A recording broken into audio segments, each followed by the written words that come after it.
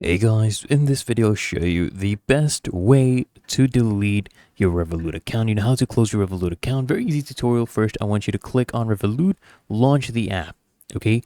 Then come here at the top left, and I want you to click on your profile icon right here, right? Once we click on that, I want you to go ahead and scroll down and click here on account, right? Click on this option and you will see at the very end there's this option that is called close account. Okay, I want you to go ahead and click on close account right here, and they're gonna give you these prompts. Okay, they're basically gonna try their best not to have you close their account. So all you need to do is click here on close your account. Okay, go ahead and do that. And look, you can keep your account open basically, even though you're not using it, it's fine. But if you want to delete all your data, click on close account. They're going to give you another prompt. Basically, they don't want you to leave, right?